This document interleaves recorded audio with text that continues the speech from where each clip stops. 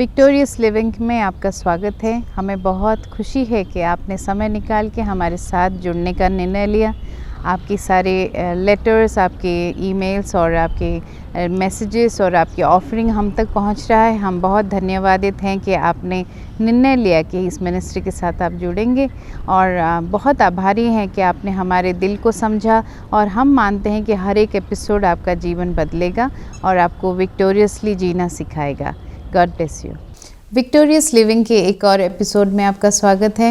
I am sure कि आज परमेश्वर ने आपको बुलाया ताकि आप हमारे साथ पार्टिसिपेट कर सकें, हमारे साथ सुन सकें जो वचन में से परमेश्वर आपसे बात करना चाहते हैं। आज हम रियल मैन के बारे में बात करने जा रहे हैं, man of the Bible, the mighty man of the Bible. So उससे पहले कि हम आगे बढ़ें, वी विल प्रे। परमेश्वर पिता, हम धन्यवाद देते हैं कि आपने हमें मौका दिया कि हम इन घरों में पहुंच सकें। ये सारे परिवार जो हमारे साथ जुड़े हुए हैं, सारे इंसान जो हमारे साथ जुड़े हुए हैं परमेश्वर, all the people who are connected with us today, Lord, I pray that they will be blessed by your presence. Every house will be visited by your presence or every person who is watching will be delivered.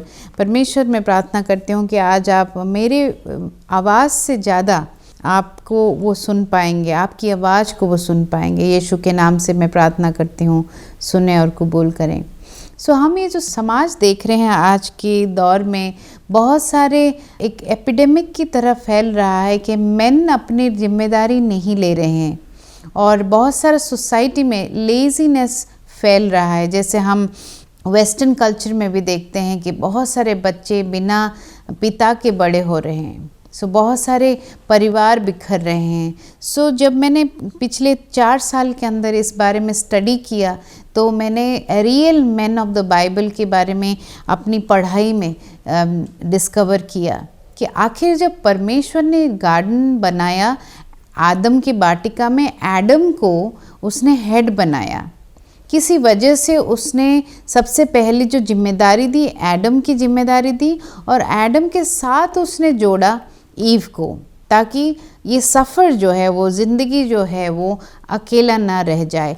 लेकिन slowly जैसे ही women empowerment बढ़ा, which is very good thing that women are rising up and doing things, लेकिन जैसे जैसे women empower बढ़ा, women और men की एक इक्वालिटी घोषणा होने लगी समाज में, जो कि एक तरह से अच्छा भी है और उसको बहुत बुरा असर भी हुआ। मेन और वुमेन को इक्वल होने की ज़रूरत नहीं है। They are unique and they are different. They are unique and they are different, क्योंकि परमेश्वर ने उनको जैसे बनाया है ऐसे ही अलग वो ठीक है। हमें एक होने की ज़रूरत नहीं है। मेन में स्ट्रेंथ ज़्यादा दिया परमेश्वर ने और मेन में लीडरशिप क्वालिटी दी। मेन में वो सब कुछ करने की क्षमता दी जो करेजियस और मैस्कुलिन चीज़ें वो कर सके, और वुमेन में पेशेंस दिया, वुमेन को गर्भ दिया गया ताकि वो मल्टीप्लिकेशन को कर सके मैनकाइंड की। दोनों को कम्प्लीटली अलग अलग बनाया गया किसी वजह से। तो जो मैं एपिडेमिक देख रही हूँ संसार में आज के डेट में, जो मेरी 4 साल की रिसर्च बताती है कि समाज में रियल मैन की कमी होने लग गई है। क्यों? क्योंकि जैसे ही औरत जिम्मेदारी लेने लग गई है, कहीं ना कहीं जो मैन है वो विथड्रॉ होने लग गए हैं। सो ये क्राइसिस है, एक ऐसी क्राइसिस है। हम नहीं चाहते हैं कि वुमेन कामयाब ना बने, हम नहीं चाहते हैं कि मैन अपनी जिम्मेदारी ना निभाए, लेकिन जो बैलेंस परमेश्वर ने गार्डन ऑफ ईडन में बनाया था, वो बैलेंस कहीं ना कहीं छूटने लग गया है। हम बहुत सारे लोगों को सोसाइटी में देख रहे हैं जहाँ पे मैन कुछ करना नहीं चाहते हैं। What is the reason behind it? क्योंकि कहीं ना कहीं मैन की जो लीडरशिप स्किल है वो अब इस्तेमाल नहीं हो पा रही है। There is a skill that परमेश्वर ने ऑलरेडी मैन को दे रखा है, लीडरशिप का, हेड बनने का। वो हेड है, वो कभी भी बॉडी नहीं बन सकता, नेक नहीं बन सकता, वो हेड है। और क्योंकि आहिस्ता आहिस्ता मैन अपनी जिम्मेदारी नहीं ले रही हैं, वुमेन राइज अप हो रही हैं, जिम्मेदारी ले रही हैं और उनको डिसऑनर कर रही हैं, जहाँ पे बिब्लिकल ब्रेकअप हमारा हो जाता है। क्योंकि मेन को इफ बुक ऑफ एफिशिएंस में बोला गया है कि तुम अपनी पत्नी से प्रेम रखोगे, बिल्कुल अनकंडीशनल प्रेम रखोगे, और पत्नी जो है वो आपको ऑनर करेगी। लेकिन यहाँ पे जो हमारी सिचुएशन बदलने लग गई है कि ना पति प्रेम कर पा रहा है, ना पत्नी ऑनर कर पा रही है। तो ये डिस्क्रिपेंसी कहाँ पे आ रही है, ये सब मैं रिसर्च करने लगी रियल मेन के ऊपर। सो मैंने कुछ डिस्कवर किया जो मैं आने वाले समय में आपके लोगों के साथ बांटूंगी। आज मैं मैन ऑफ द बाइबल के बारे में बताना चाहती हूँ। 3 कैरेक्टर्स के बारे में हम बात करेंगे जल्दी से। अब्राहम सबसे पहले, जिसको हम जेनेसिस में पाते हैं, और आप पढ़ने लग जाएंगे तो जेनेसिस चैप्टर 12 से लेके हम अब्राहम के बारे में पढ़ते हैं। Genesis chapter 15 verse 6 says, because he believed God he was called righteous. यानी कि हम जब विश्वास करते हैं हम राइचियस कहलाते हैं। जैसे ही परमेश्वर पे विश्वास करते हैं हम राइचियसनेस ऑफ गॉड बन जाते हैं। That is a very very very powerful point. तो जेनेसिस में हम देखते हैं Abraham believed God, that is why he was called his friend. जब सौदम एंड गोमरा को डिस्ट्रॉय करने के लिए परमेश्वर आए थे, वो कर नहीं पाए बिना अब्राहम की सलाह लिए। क्यों? क्योंकि अब्राहम ने उन पे इतना भरोसा किया कि उन्होंने उससे दोस्ती कर ली। परमेश्वर ने अब्राहम से दोस्ती कर ली और बोला कि मैं उसे कहे बगैर, अब्राहम को कहे बगैर मैं कैसे ये एक्शन लूँगा। तो अब्राहम ने परमेश्वर से बार्गेनिंग की और अपने भाई को बचा लिया। उसने लीडरशिप ली, उसने इंटरसेशन की और अपने भाई को बचाया। उसने इंटरसेशन की और उसने लीडरशिप रोल निभाया। तो यानी कि एक रियल मैन में परमेश्वर के साथ क्लोजनेस बहुत ज़रूरी है। एक रियल मैन ऐसा होना चाहिए जो परमेश्वर से बातचीत कर पाए, इंटरसेशन कर पाए, प्रार्थना कर पाए और अपने संबंध जो परमेश्वर के साथ है उसको स्ट्रांगली निभा पाए। बहुत ज़रूरी है। सबसे पहला जो इम्पोर्टेंट इंग्रेडिएंट है to become a real man is your intimacy with God. A real man must be intimate with God. Second one is Joseph. हम देखते हैं जोसेफ के जीवन में, जो कि जेनेसिस में ही पाया जाता है। जोसेफ एक ऐसा कैरेक्टर है जिसके बारे में हम कोई भी ईविल बाइबल में लिखा हुआ नहीं देखते हैं। He is a perfect man. उसके बावजूद, उसके इतने बहुत खूबसूरत ड्रीम्स और विजन्स के बावजूद अपने ही भाइयों के द्वारा वो कुएं में फेंक दी जाता है। कुएं से निकल के उसको इश्माइलाइट्स को बेच दिया जाता है। फिर वो पोटीफर के यहाँ एक नौकर बन के काफ़ी समय रहता है। फिर कुछ हालात ऐसे होते हैं कि वो प्रिजन में चला जाता है और काफ़ी साल प्रिजन में रहता है। यहाँ पे हम ये स्टोरी को ऑब्जर्व करते हुए देखते हैं कि जोसेफ में कमी नहीं थी। ना ही हम ये देखते हैं कि जोसेफ ने एक बार भी ये बोला हो कि परमेश्वर ऐसा तुमने क्यों होने दिया। उसका कैरेक्टर मुझे रियली चैलेंज करता है कि इतना सब कुछ होने के बावजूद वो परमेश्वर को क्वेश्चन नहीं करता है। वो परमेश्वर को एक बार भी क्वेश्चन नहीं करता। अगर करा होता तो बाइबल में ज़रूर मेंशन होता। वो प्रोसीजर से होके गुजरता है और फाइनली जब अपने ब्रदर का सामना करता है, वो बोलता है जेनेसिस चैप्टर 15 वर्स 21 में कि you meant it for harm but God turned it for my good. You meant it for harm. वो भाइयों को बोलता है यस, मेरा हार्म का प्लान था but God turn it around for good. So आज मैं आपको माफ़ करता हूँ। So the second character of a real man is a man who forgives. A second character of a real man is one who sustains in the difficulty, doesn't give up while he is going through the procedure. At the same time, he is able to forgive. क्योंकि माफ़ करना बहुत ज़रूरी है। यीशु को पूछा गया कि मैं कितनी बार माफ़ करूं, तो उसने बोला 70 times 7, that becomes 490 times a day। यानी कि 490 बार हमें माफ़ करना है। So real man should have the ability to forgive.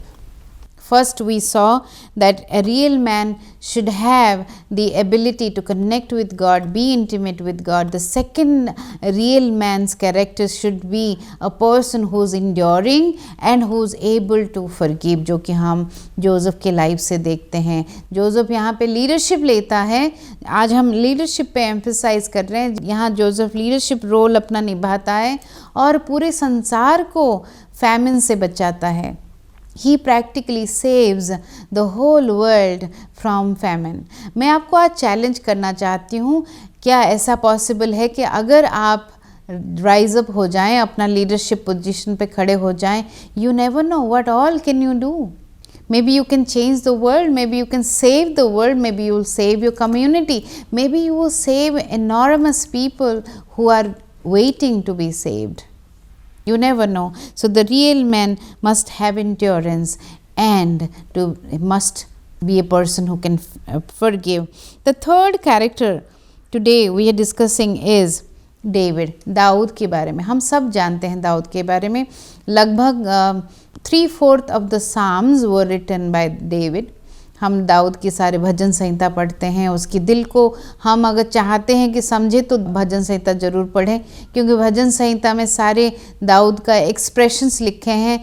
जब वो गुस्से में आता है, जब वो दुखी होता है, जब वो लॉर्ड को पूछता है कि ऐसा क्यों है, फिर वो आपस ये भी बोलता है कि परमेश्वर आप कंट्रोल में हो और मैं आपसे शिकायत नहीं कर रहा हूँ, जस्ट मुझे स्ट्रेंथ दो. हम दाऊद की हर एक एक्सप्रेशंस को भजन संहिता में पाते हैं और वो बार बार हम देखते हैं. एंड ऑफ द डे भजन संहिता में वो एक्सप्रेस करता है कि God yet I will trust you, no matter what is going on, no matter what is going on, I am going to trust you. So Daud को बताया गया है that he is man after God's own heart. This is the third character in a real man, that God can say that he is my boy, he is my man. ऐसा परमेश्वर बोल सके कि ये मेरा है. ये वैसा है जब एग्जैक्टली जैसा मैं महसूस करता हूँ, मेरा बेटा ऐसे ही महसूस करता है. बहुत साल पहले की बात है, ये प्रार्थना मैंने की थी कि परमेश्वर आपका दिल मैं पहचान सकूँ, कैसे आप महसूस करते हो वैसे मैं महसूस करना चाहती हूँ. उसके बाद मेरी ज़िंदगी में बहुत तकलीफ़ें आईं, लेकिन एक परिवर्तन मेरे अंदर आया. मैं हर एक चीज़, हर एक इंसान और हर एक परिस्थिति को परमेश्वर की नज़र में देखने लग गई. आखिर जो इंसान की बैकग्राउंड है, ऐसा वो क्यों बिहेव कर रहा है, किस वजह से बिहेव कर रहा है, क्या उसके चैलेंजेस रहे होंगे, वो परमेश्वर की नज़र से मैं देखने लग गई. जब आप पाप करते हैं या स्ट्रगल में हैं या आप रिजेक्टेड महसूस कर रहे हैं, आप परमेश्वर के पास आते हैं. परमेश्वर न सिर्फ आपकी प्रेजेंट चैलेंज को देख पा रहा है, बल्कि वो सारी तकलीफ़ों की घड़ी देख पा रहा है जिससे होके आप गुजरे हो. वो कभी आपको जज नहीं करता है, क्योंकि आप उसकी क्रिएशन हैं, आप उसके हाथों की रचना है. वो आपको कभी रिजेक्ट नहीं करेगा. अगर करना होता तो उसने बनाया ही क्यों. उसने आपको कंडेम नहीं करना है. अगर ऐसा है तो उसने यीशु को क्रूस पे दिया ही क्यों. वो क्रूस पे यीशु को देता ही नहीं अगर उसके दिल में, दिमाग में आपके लिए कंडेम करना लिखा था.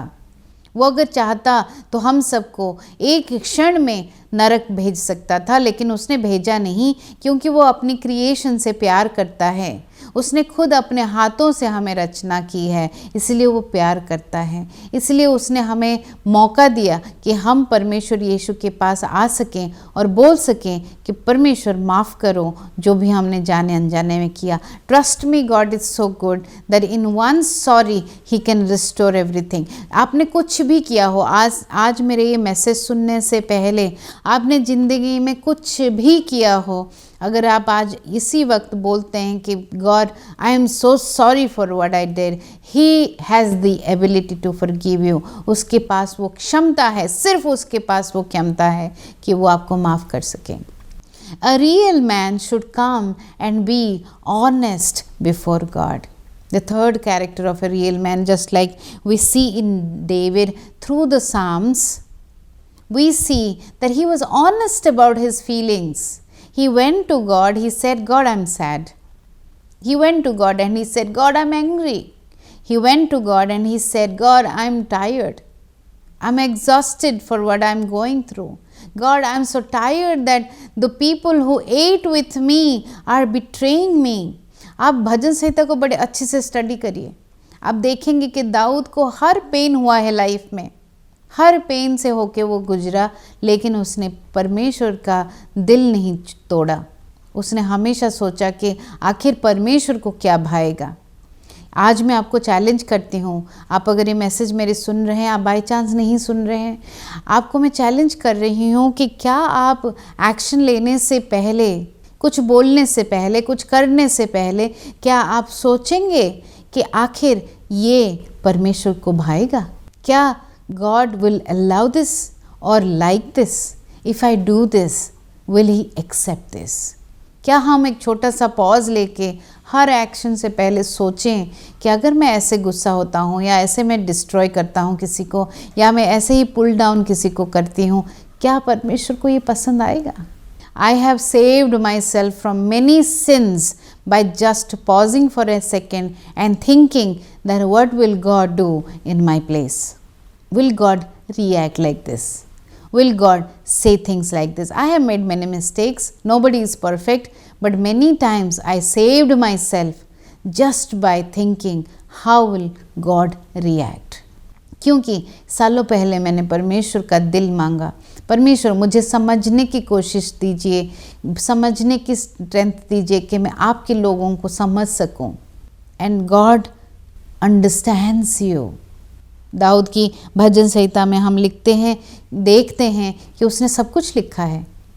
The real man, the third character of a real man, you're honest, you're humble, you're able to express your feelings to God, you're able to express and communicate with God and receive strength from him. आपको मैं बताना चाहती हूँ कि हमें बचपन में बोला गया है कि मैन को रोना नहीं चाहिए, या फिर हमें बोला गया है कि सारा घर का काम या फिर सारी जिम्मेदारियाँ औरत को ही करना चाहिए. बहुत सारे हमारे कल्चरल बॉन्डेजेस हैं जिन्होंने हमें रियल मैन क्रिएट करने में हेल्प नहीं किया है. लेकिन आप एक नया जनरेशन शुरू कर सकते हैं. Because you are close to God, because you are man after God's own heart, because you are intimate with God, you can start afresh. You can do something that your parents or forefather didn't do it. मैं आपको फिर से याद दिलाना चाहती हूँ कि Bible में बहुत सारे men लीडर पाए गए हैं, बहुत सारे strong men लीडर पाए गए हैं. That means men can be good leaders. That means परिवार का लीडर आप बन सकते हैं, चर्च के लीडर आप बन सकते हैं, आप समाज के लीडर बन सकते हैं. It's not about men dominating society, but men are suppose to be the leader. Men are suppose to be the responsible figure of society. परमेश्वर पिता जो डिस्प्ले करना चाहता है अपना कैरेक्टर, उसने दोनों में रखा है. उसने मेन में एंड्योरेंस दिया है, मैस्कुलिन पावर दिया है, और वुमेन में उसने गर्व दिया है जिससे वो नरिश करता है समाज को और दुनिया को. पति और पत्नी दोनों परमेश्वर के रूप हैं इस धरती पे. मैरिज परमेश्वर और चर्च का रिलेशनशिप है जो डिस्प्ले पे है इस धरती पे. मैंने एक बार सवाल परमेश्वर से पूछा कि आखिर इतने सारे डिवोर्सेस क्यों हैं. कुछ साल पहले की बात है. उस वक्त परमेश्वर ने मुझे बताया क्योंकि इंसान मुझसे हट रहा है, इसीलिए वो एक दूसरे से हट रहा है.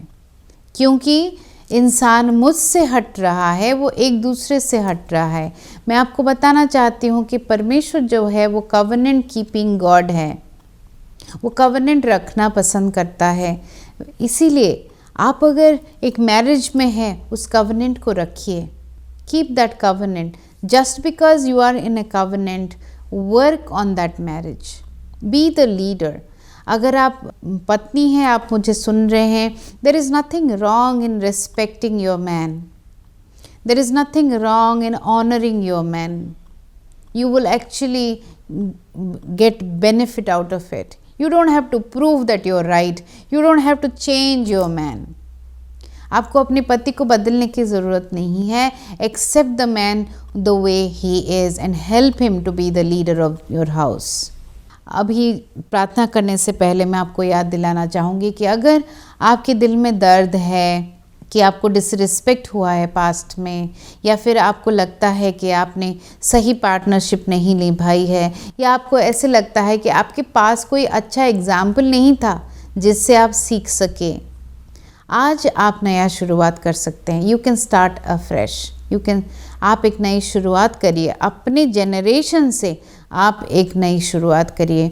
आज हमने 3 एग्जाम्पल्स लिए बाइबल में से।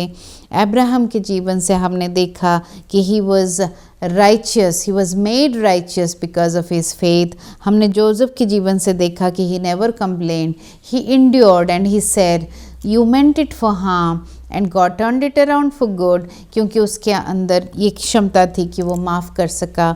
और हम दाऊद के जीवन से देखते हैं कि he was honest, he was able to express, he was honest towards God and towards people, and he was man after God's own heart. वो ऐसा सोचता था जैसा परमेश्वर सोचते थे। कितनी अच्छी बात होगी जब हम समाज में ऑर्डर लेके आएंगे। अगेन मैं आपको याद दिलाना चाहती हूँ कि हमें मेन और वुमेन को इक्वल होने की ज़रूरत नहीं है। हम actually uniquely loved by God हैं। We are uniquely created by God हैं। We are uniquely designed by God. We are uniquely meant for each other. ऐसा हमें बनाया गया है ताकि हम एक दूसरे को कॉम्प्लीमेंट कर सके। There is no competition. हम मेन और वुमेन के अंदर कोई कंपटीशन नहीं होना चाहिए। हम एक दूसरे को ऐसे ही एक्सेप्ट करना चाहिए जैसे परमेश्वर ने बनाया है। अपना अपना रोल हमें निभाना चाहिए। Man should be the leader, the masculine factor of a relationship, and should be the gardener and the protector, and women should be the one who nourishes, who cares and who submits and honours. I think that is where the balance will B.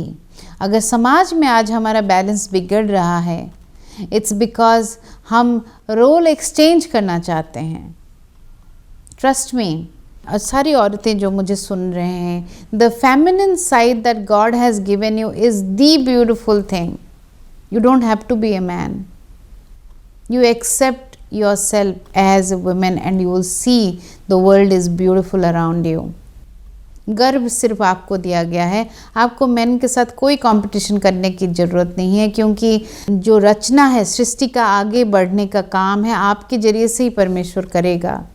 आपके अंदर power है, आपके अंदर nourishing capacity है। The way you are meant to be like this. You don't have to change the role. मैं प्रार्थना करती हूँ परमेश्वर से कि आज आप एक नया रेवलेशन के साथ एक नई शुरुआत करेंगे। आप अपनी पोजीशन पे लीडरशिप रोल निभा नहीं पाएंगे। इसलिए मैं आज प्रार्थना करती हूँ कि अगर आपको बचपन में कभी तकलीफ़ हुआ हो, किसी मेन ने आपको पुट डाउन किया हो, today lord I pray that the cycle of disbelief, unbelief will be broken today. परमेश्वर मैं प्रार्थना करती हूँ कि जाने अनजाने में इनकी जरिए से जो भी गलतियाँ हुई हैं परमेश्वर, उन सबको आप माफ़ करेंगे। आज का दिन आपने चुना है इनके जीवन में इनको आज़ाद करने के लिए। पवित्र आत्मा, आप हर एक घर पे आज उतरेंगे, आप हर एक इंसान पे आज उतरेंगे और डिलीवरेंस लेके आएंगे, क्योंकि आप इतने अच्छे प्रभु हैं, इतने अच्छे परमेश्वर हैं कि आप अपने बच्चों को तकलीफ़ में नहीं देखना चाहते हैं। आपका दिल दुखता है परमेश्वर जब आपके बच्चे तकलीफ़ में होते हैं। परमेश्वर मैं प्रार्थना करती हूँ कि आप हर एक घर को विज़िट करेंगे, डिलीवर करेंगे, फाइनेंशियली डिलीवरेंस लाएंगे परमेश्वर। जो हेड ऑफ़ द होम है परमेश्वर, इसको प्रोटेक्ट करेंगे। मैं लेथार्जी को ब्रेक करती हूँ, मैं रिजेक्शन को ब्रेक करती हूँ, मैं जॉबलेसनेस को ब्रेक करती हूँ, मैं पॉवर्टी को ब्रेक करती हूँ in the name of Yeshua over these households Lord. परमेश्वर पिता, जितने भी चैलेंजेस हैं मैरिजेस में परमेश्वर, उन सबको आज मैं ब्रेक करती हूँ। हाँ, bind the spirit of divorce Lord. परमेश्वर आप रेस्टोरेशन लाएंगे परमेश्वर रिलेशनशिप्स में। परमेश्वर जो अकेले लोग हैं, जो पार्टनर्स ढूंढ रहे हैं परमेश्वर, उनको आप सही लाइफ पार्टनर देंगे परमेश्वर। In the name of Yeshua I declare that you will find the right life partner for them, क्योंकि hurting people hurt others परमेश्वर। I believe that when we enter into a relationship, we will make the relationship beautiful। परमेश्वर मैं प्रार्थना करती हूँ कि आप इसी वक्त परिवारों को डिलीवर कर रहे हैं परमेश्वर।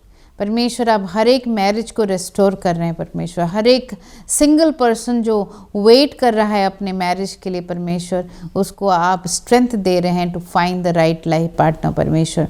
जितने भी मेन हैं आज मुझे सुन रहे हैं परमेश्वर, देख रहे हैं, वो रियल मेन कहलाएंगे परमेश्वर।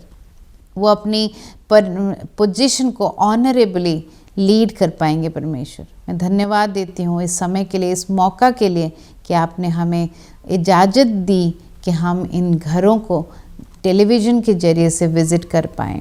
इन Jesus name I pray, amen. अगली बार आपसे मिलने से पहले मैं प्रार्थना करना चाहूँगी, रिक्वेस्ट करना चाहूँगी आप सबसे कि आप ज़रूर हमारे टच में रहें। आप बताएं कि ये प्रोग्राम आपको कैसा लगा, और आप अगर फाइनेंशियली हमें सपोर्ट कर सकें तो प्लीज़ करिए, ताकि हम ये प्रोग्राम को कंटिन्यू कर सकें, हमेशा आप तक पहुंच सकें। मैं धन्यवाद देती हूँ कि आज आपने समय निकाल के हमारे साथ वक्त बिताया और सुना और हमारे डिस्कशन में पार्टिसिपेट किया। God bless you until I meet you again. Stay victorious. Victorious living में आपका स्वागत है और आप सबका धन्यवाद करना चाहती हूँ कि आपने समय निकाल के हमारे शो को देखा, और हम बहुत ही आभारी हैं कि आप हमारा साथ दे रहे हैं। लगातार हर एपिसोड को आप देख रहे हैं, आपके व्यूज़ हमें मिल रहे हैं, आपके टेक्स्ट और कॉल्स हमें पहुंच रहा है, और आपकी ऑफरिंग भी हमारे तक पहुंच रही है। ये एक साइन है कि आपका जीवन बदल रहा है। सो हम क्विकली आपके लिए प्रार्थना करना चाहेंगे कि परमेश्वर जो कोई भी इस मिनिस्ट्री के साथ जुड़ रहा है परमेश्वर, इस मिनिस्ट्री में सो कर रहा है परमेश्वर, उन सब के लिए हम आज प्रार्थना करते हैं कि आप उनको लूक के हिसाब से बहुतायत से देंगे। जो देता है उसको दिया जाता है परमेश्वर। और मैं ऑल्सो इनके जीवन में मलकी चैप्टर 3 वर्स 10, 11 एंड 12 प्रार्थना करती हूँ कि ये इस समाज में, इस दुनिया में, while they are alive they will be blessed in the city and the country. परमेश्वर का मैं बहुत बहुत धन्यवाद देती हूँ कि आपने हमारे साथ जुड़ने का निर्णय लिया और अब हमारा साथ देने का निर्णय लिया। धन्यवाद करते हैं और all the best for your future.